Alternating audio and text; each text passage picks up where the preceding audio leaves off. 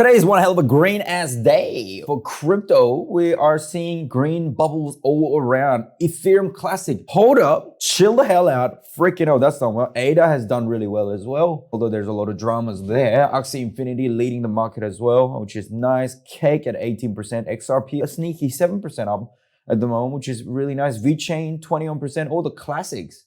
All the classic Dash, Quantum, Solana 20%, XLM 16%.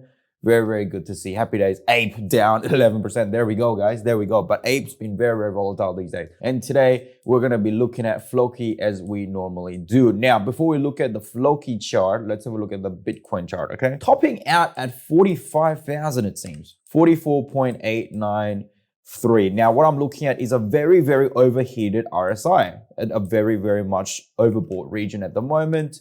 We're also looking at that on 4-hour chart. On the 1-day chart, okay, on the 1-day chart, it is at a resistance for the RSI levels as well. Not only that, it is at a resistance for the price action along this mark here as well, like so. Now, if we look at a 2-hour, no, let's not look at 2-hour charts because nobody looks at 2-hour charts. If we look at the 1-hour chart, we also see that the RSI is extremely overheated at the moment to the overbought regions. So this is definitely where I'll be looking at either taking profits or be looking at a short position even. Looking at 30-minute chart, still very much in the overheated region as well. And looking at another, like let's say 15-minute charts, again, still very much overheated in the top end of that RSI. So look, the market is about to drop is what I'm saying. Now, going back onto Floki, I like to look at 4-hour charts on Floki because that's the most profitable trade. I made a video back here. Okay, I made a video back here and I said, look, let's take some profits out here. Everybody's happy. We take profits out there. There is a trend line also from this section downwards here like so.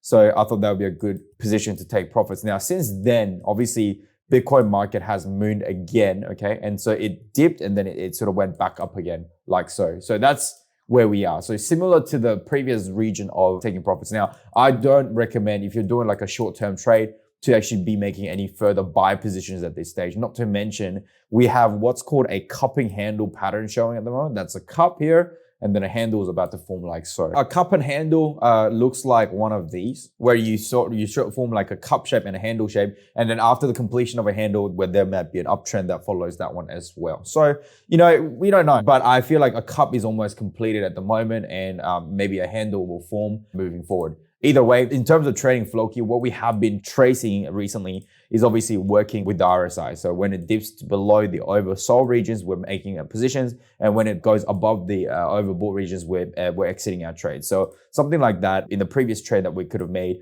would have made a whopping position of about, how much is that? Bang.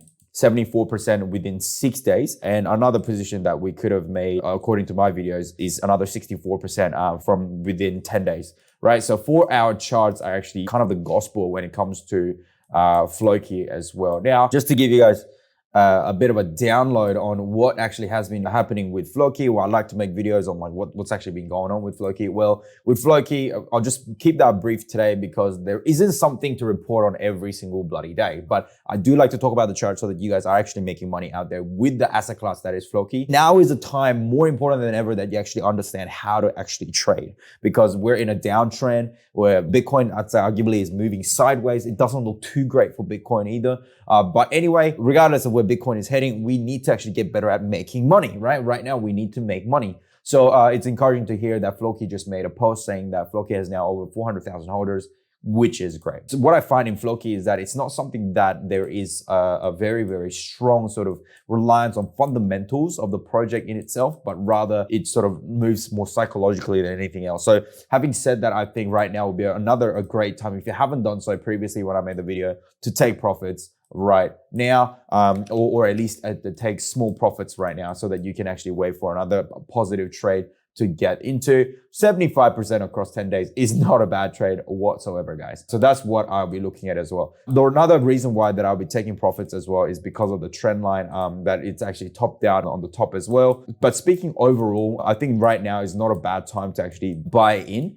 Not right now, this second if you're a trader, but if you're more of a long-term trader, now still not a bad time to actually buy into this cryptocurrency here, because Well, Floki is down 93% from the top. I made a comparison between this and Dogecoin. So if we look at Dogecoin, so if we really zoomed out on Dogecoin, you will notice that Dogecoin actually has an interesting pattern, right? So it will moon and then it will stay quiet for a very long time. So if we look at the chart, you look at, oh wow, what a pump and dump. Oh yeah, it doesn't work. What a dumb time to actually get into crypto, whatever, blah, blah, blah. And that in itself is about a whopping 95% drop right there. But what happens is you look at that and look at the way the chart moves after that. And how long did that take? Well, that has taken about 4 years right there, 3.5 years right there. So that's what it's going to do. In the middle, you're going to have some little moons like here and here, like so. And these are not little moons at all. They're quite significant as well.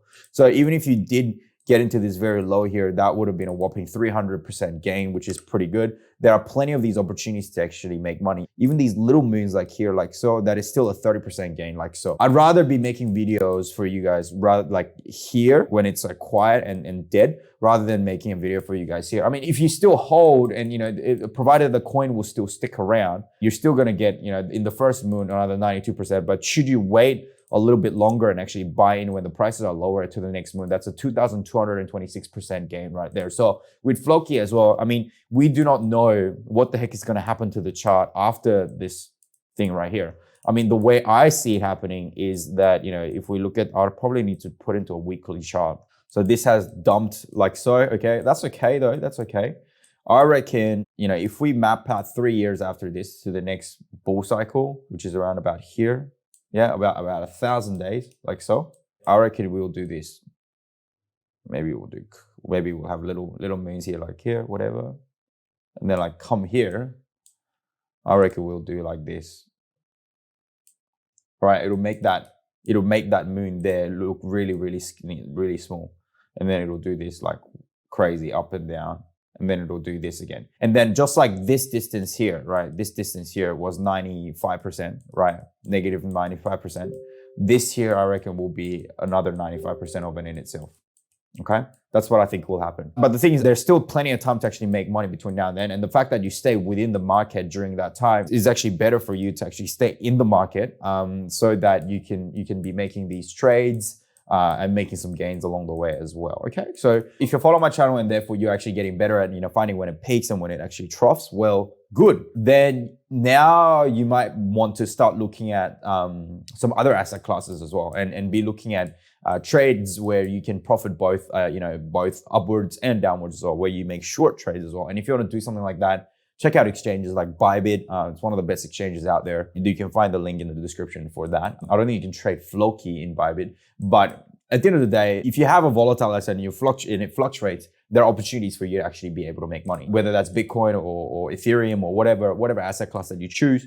I think there are heaps of money to be made. But if you're trading with Floki and you're understanding how RSI fits in and how you can make trades here, and you're able to ascertain support and resistance lines, then that's a really good starting point for you to then actually apply this learning experience into other asset classes. Unfortunately, I don't think Floki you can trade both directions, short and long, but you're almost gearing up enough knowledge to be able to do something like that. And the reason why I've chosen Floki for you guys to learn is A, well, it's got a lot of people that are interested in it, but B, more importantly, is the fact that there's enough volatility within a day's range to be able to make enough profits without having to take leverage positions and staying reasonably safe on the spot exchange. So, even these little moons here, like so, that's still 51%. Now, do I recommend you guys to, get even like, tinier with the time frames and, you go to the 1 hour charts and things like that, or even 30-minute charts and things like that? Well, be my guest. I mean, I'm not gonna stop you by all means. But the thing is, the profit margins there aren't particularly great. I mean, 13% within 9 hours. I guess it's not that bad. I mean, it still beats out any staking returns there ever was. But there's still, here we go. Guys, I just spotted something. Here right now is a cup and handle. Bang. cup, handle, right? So you can start identifying these areas, and then you can just apply that same trading methodology. Another thing that you could try doing as well is, if you like my 4 hours on an RSI chart as well, you can then try different asset classes out there, different cryptocurrencies out there, to see which cryptocurrency has been most consistent and which in the past, so that so that would hopefully become an indication for the future as well. Now, RSI trading is particularly difficult when there is a heavily trending market, right? And often with RSIs, when it's trending downwards, there is really no such thing as an oversold, right? There's overbought when there's a downward trend, and there's oversold when it's an upward trend. But the fact that we're actually going to expect to see this cryptocurrency move sideways is going to be more of an open book trading mechanism if you're going to be using RSI. So I really recommend you guys to keep using RSI. And if you want to learn other things as well, yeah, by all means go for it. But at the end of the day, do enough trades so that you can actually become more and more used to trading in your own particular style, in your own cadence, in the way that you can make money yourself. Okay, with that being said, thank you so much for tuning in. Make sure you go subscribe, everything you know what to do, smash that like button, all that good stuff, share it with a friend that you love, and I'll see you in the next video. Peace.